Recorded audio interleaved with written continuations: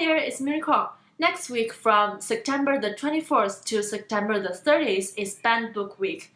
In this week, we celebrate the freedom of reading and we remind ourselves that there are many books that have been banned or is still banning in many countries. So I invited some of my friends all around the world to talk about a book that has been banned in their country and recommend them to you in the spirit of Banned Book Week. And I'll link to all the lovely people's channel down below. Please go check them out. They're a bunch of awesome booktubers. Hi there, my name is Carla and my channel name is Carla's Book Bits. For this video, I'm going to be talking about Lolita by Vladimir Nabokov, and this is the banned book from Canada. It's important to note that this was not written by a Canadian, nor was it written in Canada, but it was banned in Canada.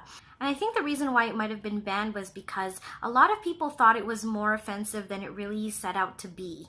This is one of my favorite books of all time. It's really beautifully written, but the important thing to remember while you're reading this is that it is written in Humbert's point of view. And if you don't know who he is and what he's all about, then it's just important to remember that his opinions are very one-sided, and a lot of people will come into this book with their own, life experiences and opinions, and that in turn will kind of change how you see the book or how you read the book. It's really intriguing. It's really worth tons of rereads, and I highly recommend it. Hey guys, I am Lukasz from Lukasz's Books. I am here to talk about a book from the Czech Republic, and the book I'm talking about is The Garden Party and Other Plays by Václav Havel. This was banned under the communist totalitarian regime in Czechoslovakia because these plays deal a lot with themes of conformity, the effects of totalitarian regimes on the individual, and kind of the nonsensicalness of strict bureaucracy. My particular favorite in here is a play called The Memorandum, which is about a company that tries to create a new language to improve the efficiency of communication. And basically, their drive to make this language so efficient makes it completely incomprehensible, and so makes it impossible for anyone to get anything done. So that is the kind of absurdist stories you will get in here. And so if you like that, kind of in the tradition of Samuel Beckett and others, you'll really like these. Thanks, guys. Hi there, BookTube! My name is Christina from the channel Orography, and today I'm going to talk about a banned book in Italy. And I went for something that today is fortunately not a banned book anymore, but it was back in the days. And it's actually a classical right now, and it's the Decameron written by Boccaccio, a collection of 100 novellas. The premise of the story is that 10 young people are escaping from Florence because the plague is taking the city and they are trying to escape, so they seclude themselves in this kind of a villa and they pass their time while telling stories. Each day they tell 10 stories. So a huge amount of different stories with different themes, and this book gives you a real glimpse into what life in Italy was back then. This book was part of the Index Librorum Prohibitorum, which was an index created in 1559 by Pope Paul IV, and it was an index of prohibited books, and this index was destroyed and banished only in 1966. My biggest suggestion that I may give to you is read.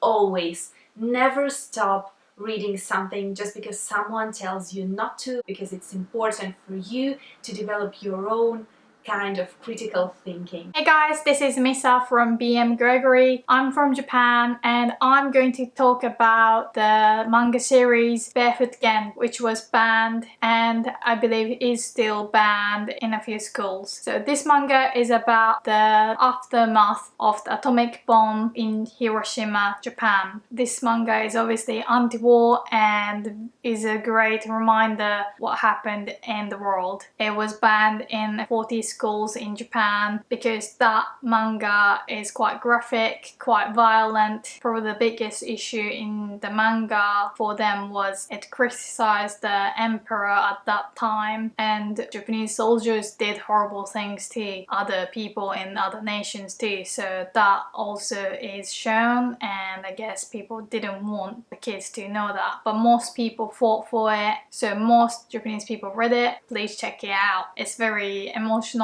but it's worth a read. Hi everyone, I'm Irina from Beautiful Pages, and today I'm going to introduce a banned Russian book which is called Master and Margarita by Mikhail Bulgakov.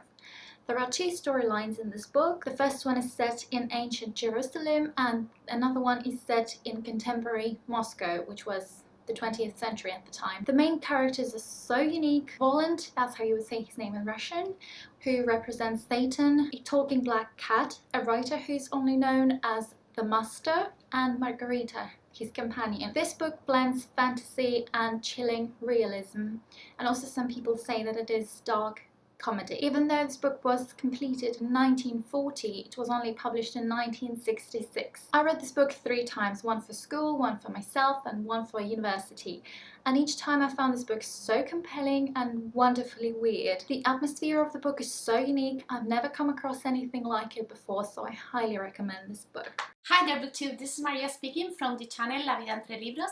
I'm talking to you from Spain. I'm going to talk to you about La Regenta by Leopoldo Alas Clarín. So you may know, and if not, I'm telling you that here in Spain we live under a dictatorship, Franco's dictatorship, for over 40 years. During that time, a lot of books were banned. Foreign books and Spanish books, like a lot. So today I chose to talk to you about one of the most important Spanish books ever. This book was banned during that time. Why? Because there was a threesome in it. The book follows an authoress, La Regenta, which was an unhappy married woman from the bourgeoisie that found love and passion and physical passion in 2 men, a priest and a despot and authoritarian man respectively. Full of intrigue, humor and passion, this book has been compared to Tolstoy's Anna Karenina and is considered one of the best and most important novels of the 19th century in Spanish literature. That's all. I highly recommend you this book. It's a great book, a great Spanish book that is worth a try and that I'm sure you will all enjoy. He laid his hand on her shoulder, softly, gently. It began to travel down the curve of her back, blindly, with a blind stroking motion, to the curve of her crouching loins. Hi, I'm Ben from BM Gregory, and the book that I'm going to be talking about real quick is Lady Chatterley's Lover by D.H. Lawrence. This book was published in 1928 and very swiftly banned as being obscene in the United Kingdom. The obscenity for which it was banned was entirely due to passages as lackluster as the one that I just quoted. And it wasn't until 1960 that the book's banning got overturned. The publisher exploited the recently introduced 1959 Obscene Publications Act. The act was introduced in order to overturn book bannings such as that if the book could demonstrate to have literary merit. And in a big win in the fight against censorship everywhere, all 12 jurors assigned to the case deemed the book not obscene, and in 1960 it was back on the shelves. If you want to stick it to censorship everywhere, pick yourself up a copy of Lady Chatterley's Lover by D.H. Lawrence. Hey guys, how are you doing today? It's Courtney from Courtagonist, and I'm from the United States, and I am bringing you Fahrenheit 451 by Ray Bradbury. I chose this book because it is a book about banned books and about how books have now become illegal in society, where firefighters are now creating fires and burning books, and society has now dumbed themselves down to where they only watch what's on a screen and they aren't able to think for themselves. And it's a fantastic book about censorship and about the idea that even if society is going towards the way of electronics, that people are still going to want to read. People are still going to want to fall into an adventure. And I think that this is an amazing book to be chosen for the Banned Book Month. And I hope that you enjoy it. Have a good day. Finally, we got a banned book from China. The book that I'm talking about is called The Plum in the Golden Vase by Lanling Xiaoxiaosheng, a pen name that used for an unknown author. The main character from this book is from another Chinese classic, Water Margin, and it describes how a man called Xi Menqing did all the evil things in order to get money, women, and power. This book has been banned because it has many sexual descriptions in it.